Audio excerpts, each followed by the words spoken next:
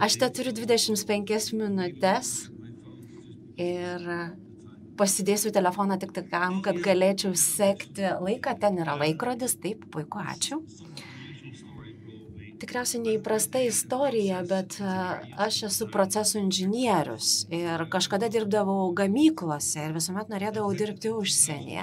Taip ir nutiko 2004 metais, kai prisijungiau prie inžinierinės kompanijos pirmą kartą ir mano pirmasis projektas buvo Ukrainoje, kur turėjau Olandijos kompanijai įkurti Nikolajeve laivų statyklos vieną iš gamyklų ir ten vyko, prisimenu, oranžinė revoliucija, buvo žmonių pilnos gatvės ir man buvo nuostabu matyti, kad šie žmonės norėjo atsikratyti Sovietų Sąjungos korupcijos ir kalbėjo apie tokius dalykus. Štai dabar mes stovime čia po 20 metų, bet tuo metu aš užmezgiau ryšius su Ukrainos įvairiomis organizacijomis ir dirbau įvairiose miestuose Donecke, Zaporižėje ir kitur. Ir vienu metu man pasiūlė panašų darbą Rusijoje, todėl 12 metais persikrausčiau į Rusiją. Ir prasidėjus Maidano protestui Ukrainoje, o tuo metu buvau Maskvos centre, prisimenu, kaip visa žiniasklaida Rusijoje pradėjo vadinti ukrainiečius naciais ir pradėjo kurti įvairius teisės aktus, tariamai siekiančius apsaugoti rusakalbius kitose valstybėse. Buvo labai sunku kalbėti apie tai su žmonėmis ir aš tuomet klausiau, kodėl Rusija taip elgiasi. Todėl pradėjau rinkti įvairius duomenis apie teisės aktų pakeitimus, taip pat žiūrėjau, kas vyksta žiniasklaidoje ir pastebėjau labai keistų tokių dalykų socialiniuose tinkluose, keistų apraiškų. Todėl pradėjau nagrinėti, kas ten vyksta, ar tai yra tinklo dalis ir taip pat stebėjau įvairius paveikslėlius, kurie platinami ir tiesiog ranka suvesdavau į Excelį visą tą informaciją, ranka ją nagrinėjau. Tai buvo labai sunkus rankinis darbas ir vienu metu kreipiausi į ICT Niderlandų specialistą ir paklausiau. Aš praleidau čia mėnesius dirbdamas, tai gal galėtų man kažkaip padėti automatizuoti šį procesą, kad galėtume atskleisti čia veikiantį tinklą ar tinklus. Ir dar prieš Twitter pateikiant informaciją apie trolių gamyklą Rusijoje, mes ją radome pirmieji. Ir mes jau buvome pradėję diskutuoti su tais troliais prasidėjus Rusijos karui Ukrainoje. Taigi čia yra labai keistas, neįprastas pavadinimas ir tai jis yra numeris 1, kuomet suvedus galima rasti į Google. Ir čia pagrindinė mintis yra ta, kad mes turime duomenų surinkimo programėles iš socialinių tinklų, TikTok, Twitter ar kitų platformų. Ir mes surinkame daugybę duomenų, kartais milijonus įrašų, mes kalbame ne vieną apie 2, ir kiekviena socialinė platforma yra kitokia ir visa tai talpinama duomenų saugykloje. Turime duomenų analitikų ir sistemų, taigi mes galime dirbti platformoje su ukrainiečių kolegomis, lietuviais kolegomis. Yra daugybė įvairiausių galimybių įvairiais pjūviais peržiūrėti duomenis ir mes specializuojamės trolių fabrikų suradime. Tai labai tokia nišinė veikla, nežinau, kitos tokios kompanijos, kuri veiktų panašiai, yra ir kitų, kurios rado panašių trolių fermų. Įsivaizduokime, kad turime 200 000 socialinės platformos įrašų. Tai tarsi juodoji dėžė. Ten daugybė duomenų. Ir nežiūrėdami į turinį, nežiūrėdami į tai, ką veikia žmonės ar savininkai paskyrų, pastebime iškylančius tam tikras paskyras, kurios taiga gauna tūkstančių sekėjų. Tai yra labai neįprasta veikla. Tas pats pastebima platformoje X yra 23 charakteristikos, pagal kurias galima viską išnagrinėti ir įrodyti, kad tai veikia trolių ferma, o nėra kažkokia viena atskira atsitiktinė paskyra. Ir nepriklausomai nuo to, kas yra socialinė tinkle, matome paskyrą, sako, ukrainiečiai visi naciai. Tai yra propaganda ir visi žmonės pagrindė supranta, kad taip yra, tačiau tai gali būti tinklo dalis, kur dar yra 200 000 tokių paskyrų, kurių mes net pažįstame kaip vartotojai. Taigi mes galime tiesiog pažiūrėti plačiau ir atrasti tokias keistas charakteristikas ir atlikti tinklų analizę. Ir čia mums taip pat padeda dirbtinis intelektas įrodyti, kad čia yra tinklai. Aš parodysiu 2 atvejus. Pirmasis ir juo labai didžiuojasi, kad mano bičiulis Giedrius yra čia. Jis yra Lietuvoje vieno projekto vadovas ir mes pasiūlėme NATO labai keistą pasiūlymą. Sakėme, kad mes nežinome, ką mes ten rasime. Bet mes pasiūlėme panagrinėti Lietuvos atvejį ir pažiūrėti, kaip veikia dezinformacijos tinklai. Tai gali būti iš Rusijos, kitoje šalyje, gali būti kompanijos tam tikros. Mes rasime tas trolių fermas ir parodysime, kaip Lietuva tampa taikiniu tam tikros dezinformacijos turinio. Mes nesame Lietuvos ekspertai, bet jis yra ir labai smagu, kad jis yra su mumis šiandien. Taigi keletą dalykų, kuriuos jau aš aptariau, tai yra tinklo analizė, kurią atliekame. Mes taip pat galime išsiaiškinti, iš kokios laiko zonos kyla vieni ar kiti įrašai ar veikla ir kad tai yra koordinuota veikla ar ataka. Taigi matome pavyzdžių, kai kurių klientų negalime įvardyti, bet iš esmės mes dabar dirbame su vyriausybėmis, pavyzdžiui, Ukrainos vyriausybė, Europos valstybių ir taip pat žvalgybinėmis institucijomis. Ir kartais su žiniasklaida bendradarbiavome. Taigi, pirmasis atvejis, kurį noriu parodyti, tai NATO skirtas projektas, tai yra su lietuviais elfais, COVID metu. Tiesiog sėdi prie kompiuterio ir nereikia kažkokio tai biuro, žmonės gali prisijungti iš viso pasaulio.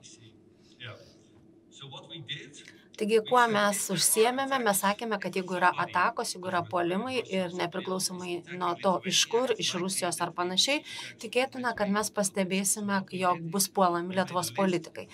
Mes sudarėme top 20 Lietuvos politikų Twitteryje. Surinkome labai daug duomenų apie šios žmonės ir matydavome tam tikras kreives, tarkim, paskelbus tam tikrą įrašą politiko, kaip kinta to politiko paskyros lankomumas. Kiek yra ten, tarkim, 200, keli šimtai, o tam tikrais atvejais yra 1000 reakcijų.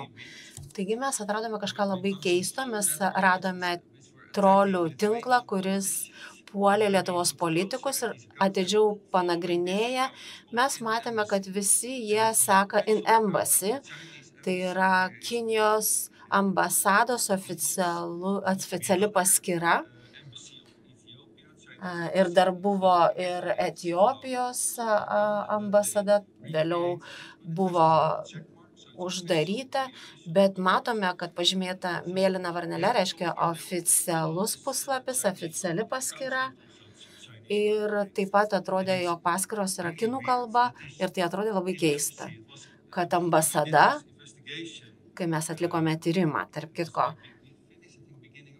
baigėme 22 pradžioje, tai paskyra buvo vos kelių mėnesių senumo, bet jau turėjo 13 000 sekėjų. Kodėl Lietuvos ambasada, Kinijos ambasada Lietuvoje turėtų tiek daug sekėjų, virš 13 000 per kelis mėnesius. Ir mes pastebėjome kažkokių panašių apraiškų ir, tarkim, valstijose ir Slovakijoje dėl kažkokių priežasčių buvo panašu. Ir in embassy buvo 3 vietoje. Ir tas pats pastebėta ir kitose šalyse, Rusijoje, Irake.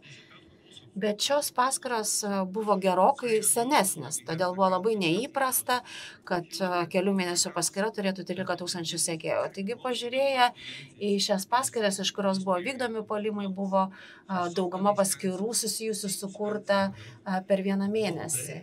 Tai kažkas sėdėdavo kas 4 minutės sukurdavo naują paskyrą. Ir jeigu turime 99 pasirodė procentai visų sekėjų buvo troliai, kurie buvo sukurti praktiškai tą pačią dieną. Labai panašią dieną. Jie labai panašios formos, panašių savybių, sukurti labai panašią dieną.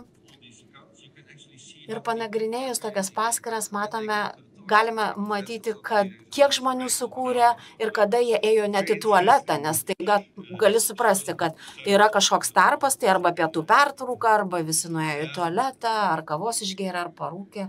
Tai buvo pertraukėlė ir gali net pamatyti, kada tai vyko. Dar iki karo, kai mes baigėme šią analizę, ir vėlgi čia kiekviena paskyra turėjo tą patį sekėją, pavyzdžiui, Beijing 2022 ir trečias Russia Today. Taigi trolių fermos savininkai pasakė savo gamintojams, kad RT turi būti sekama. Ir tai daroma ranka, ne pagal algoritmą, ir visi jie sekė Russia Today.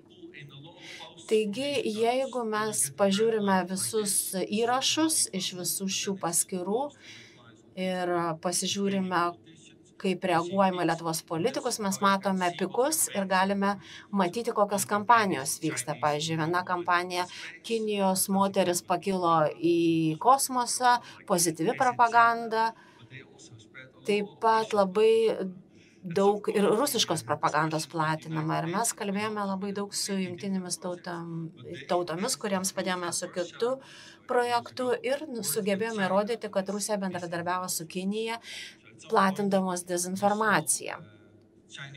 Ir galima buvo matyti, kad Kinijos propaganda kyla iš Rusijos ir rusiška iš Kinijos. Todėl toks neoficialus bendradarbiavimas. Taigi, prieš prasidedant Rusijos karui Ukrainoje, mes pastebėjome, kad buvo platinama labai panaši informacija, paveikslėliai, memai ir Kinija naudojo informaciją, kurią gavo iš Rusijos ir matėme, kaip tai vyksta. Tai čia skelbiama, kad Azovo fašistai yra Honkonge, propaganda skleidžiama apie karius, kad NATO yra didelė grėsmė ir buvo galima matyti, kas vyksta šio projekto rėmuose. Tai prasidėjus karui buvo pastebėta, kad iš tikrųjų buvo labai daug dezinformacijos, labai daug propagandos iš Kinijos trolių pusės. Tai yra tūkstančiai tokių įrašų. Ir dalis netgi nebuvo propaganda, o kvietimai tiesiog aplankyti Kinijos miestus. Mes susisiekėme su Ukrainos institucijomis ir susitikome ir pasakėme, kad jeigu Kinija padeda su tokia dezinformacijos skleidimu bendradarbiaujant su Rusija, kodėlgi tai Kinija darytų apie Ukrainą. Kitas žingsnis galbūt būtų, kad Kinija pradės tiekti ginklus Rusijai. Ir saugos taryba su mūsų ataskaitomis kreipėsi į prezidentą Zelenskį, kuris su jomis susipažino ir buvo pradėta domėtis Kinijos atveju. Ir mes galėjome labai anksti karo pradžioje informuoti Ukrainą, nes mes įspėjome, kad Kinija taip pat gali būti didžiulė grėsmė. Ir mes su Lietuva labai daug bendradarbiavimą, pasitelkdami Lietuvos taip pat protą Lietuvoje esantį, aiškinantis tokias situacijas. Kitas projektas buvo baigtas neseniai, mes bendradarbiavome su Europa rinkimų metu, tai su demokratų ir socialistų grupe, viena iš politinių frakcijų. Siekdami išsiaiškinti, ar Rusija ir kitos šalys kišosi ir galimai bandė paveikti rinkimus. Vokietija, Prancūzija, Italija ir mes nagrinėjome įrašus angliškai, nes viena iš pagrindinių vartojimo kalbų ES yra anglų kalba, kaip žinome, ir taip pat pastebėjome tam tikrų apraiškų, kurios buvo šiose šalise minėtose labai panašios. Taigi, kai mes pradėjome rinkti duomenis, mes pastebėjome, kad tam tikras žymas panaudojus galima, pavyzdžiui, Wahlen, Europäische Union, tada gauname bendrus įrašus apie rinkimus ir tada galime rinkti duomenis vokiško turinio. Ir žinoma, kad socialiniai tinklai neturi tinklų, bet jeigu, pavyzdžiui, pasirenki vokiečių kalbą susijusią su ES rinkimais, gali būti tikras, kad duomenų bazė nėra korumpuota ir tikrai gauni informaciją apie ES rinkimus. Turėjome tuo metu naują darbuotoją, kuris tik pradėjo dirbti ir jis paaiškinome, kaip reikėtų dirbti su programinė įranga ir jam pradėjus. Ir po 5 minučių jis paskambino ir sako, aš jau radau kažką. Sako, kad pradėjai dirbti tik prieš 5 minutės. Mes ką tik tau paaiškinome, kaip dirbti, o tu jau radai kažką. Bet, na gerai, sakom, pažiūrėkim, ką tu čia radai. Ir jis parodė man tiek daug paskyrų, ar tos paskyros yra keistos vokiškam kontekste. Dėl sekėjų, ką tik įkurta paskyra prieš rinkimus į ES parlamentą ir staiga tūkstančiai sekėjų. Pažiūrėkite, 22 metų rugpjūtį, o kai kurios paskyros ką tik įkurtos gavo 2-3 tūkstančius sekėjų, netikros nuotraukos arba tiesiog vėliavos, rusiškos vėliavos ir nebuvau anksčiau matęs tokių dalykų. Tačiau šiuo metu galime kalbėti tik tai apie atskiras paskyras. Ir vienas iš įdomesnių dalykų, ką mes pastebėjome, tam tikras paskyras, bet Leila Ruth vadinasi taip, myli Rusiją, bet nežinau kodėl, bet Leila Ruth turi savo privačią armiją, vadinasi Leila Ruth ir identiškas sekėjų skaičius, kas yra labai neįprasta. Labai dažnai, jeigu matome, turi 5000 sekamų, 5000 sekėjų. Tokie identiški praktiškai skaičiai. Nes praktiškai tai būdinga trolių fermai, nes visos trolių paskyros seka ir yra sekamos tų pačių paskyrų. Ir tokiu būdu mes galėjome analizuoti, iš kokios laiko zonos, tai yra pagal UTC, ir Niderlandai yra maždaug 2 valandos skirtumas, ir trečia yra 5 valanda, taip pat labai anksti paros metu, tai fiziškai greičiausiai šitas asmuo turėtų būti kur nors Maskvoje arba dar toliau rytuose. Taigi, tokiu būdu, rengdami informaciją, galima matyti, iš kokios laiko zonos šis asmuo gali būti. Ta patį pastebėjome, jog didžiulė dalis kiniškų paskyrų yra iš Šanchajaus, nes pradeda darbą 9 ryto. Ir taip pat vokiškoje zonoje mes pastebėme, kad jie pradeda dirbti tuo pačiu metu, kaip ir kitos trolių fermos. Tai yra taip pat įmanoma, kai mes pažiūrėjome į Leilos sekamuosius ir sekėjus. Matėme, kad jie yra praktiškai identiškos paskyros ir 10 paskyrų be jokios veiklos. Taigi kyla klausimas, kodėl nepadaręs ne vieno įrašo, viskas, ką tu darai, tik tai seki ir esi sekamas, o jokių įrašų savo paskyroje praktiškai neturi. Taigi akivaizdu, kad tai yra dirbtinai sukurtas tam tikslu paskyros. Štai kaip tai atrodo, tokia paskyra, Leila Rus 888, Rusijos vėliavėlė. Niekada nebūna skiepyti, nekenčia skiepų ir pastebėjome Rusijoje prieš 10 metų, dar iki COVID-o, jau buvo pradėtos skleisti antiskiepiškos nuotaikos, nes, kaip supratome, Rusija suvokė, jog tai yra labai visuomenę destabilizuojanti tema.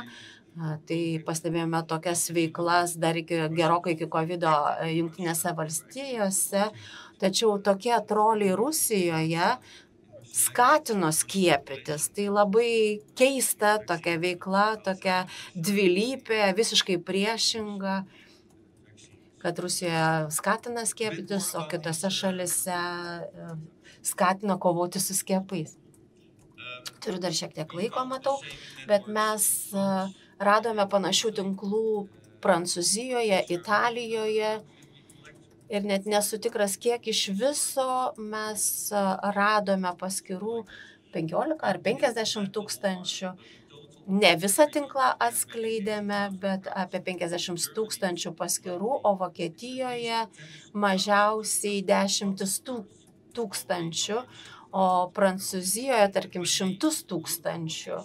Ir kuomet pasižiūrėjome, ką veikia troliai, pamatėme, kokios yra tendencingos temos Prancūzijoje, tokios virusinės temos, ir surinkę duomenis matėme, kad visa kampanija vykdoma trolių, kad nedalyvavo visiškai realų žmonės. Taigi troliai, galima sakyti, galintis įsibrauti ir nulaužti bet kokią platformą ir pakreipti diskusiją savo kryptimi. Vokietijoje ne taip blogai kaip Prancūzijoje, Italijoje taip pat buvo netokia aktyvi veikla ir siekiant skatinti kraštutinės dešinės nuotaikas. Tai nėra botai, tikriausiai žinote, kas yra Doppelganger Network tinklas. Ten būna dažnai gyvi žmonės. Tai matome iš tikrųjų pagal duomenis, kurie rodo, jog, tarkim, savaitgaliais šie žmonės ilgiau miega ir nėra tokio aiškaus veiklos pasiskirstimo laike. O šiuo atveju tai yra 100 tūkstančių paskyrų, galime įsivaizduoti, kokios aprėpties ši kampanija. Tai jeigu pažiūrėsime į Italiją, Prancūziją, Vokietiją, labai panašios kampanijos vyksta, surenkame 100 tūkstančių, 10 tūkstančių paskyrų ir reikėtų labai daug laiko atrasti visą tinklą, bet tam nėra net prasmės, labai viskas panašu, ta pati nuotrauka, tos pačios, dažniausiai prieš LGBT, labai daug informacijos šią temą skleidžiama, dažniausiai palaiko Rusiją, skleidžia rusišką propagandą, Vokietijoje taip pat šiek tiek satyros, pasitelkia tokiu būdu stengiasi tarsi apsimesti satyros kanalu ir labai daug iš šių paskyrų pasisako prieš emigrantus, nežinau, kiek Maskas uždirba iš trolių, gal visiškai nieko, ir dažniausiai paliekamos ramybėje paskyros su mėlynu paukšteliu, tai yra patvirtintos vadinamos. Ir galima nuveikti daug daugiau, jeigu tavo mėlynu paukščiuku pažymėta paskyra. Tai kai kurios paskyros senesnės, kai kurios naujesnės. Jeigu puola Ukraina ir ES, dažniausiai gali būti įsteigtos ir 2011, tai iki 2014 metų įvykių. Ir žinoma, labai daug propagandos prieš Ukrainą, rusiškos propagandos, taip pat buvo žyma karo pradžioje, Zelenskis karo nusikaltėlis, neprisimenu kiek procentų, bet berods 25% visos duomenų bazės, kurią surinkome, nežinau kiek paskyrų turėjo tokią, bet tai buvo įrašai kilę iš Italijos su šia žyma. Ir galime sakyti, kiek šių trolių buvo su tokia žyma. Mes radome labai daug tų pačių trolių fabrikų. Ir labai ačiū. Man atrodo, baigiau tiksliai laiku, kaip ir buvo numatyta. Labai jums ačiū už dėmesį. There is no time for questions, but I think Nėra laiko jau klausimams, bet jeigu jūs turėsite klausimų, mes galėsime aptarti viską per pertrauką.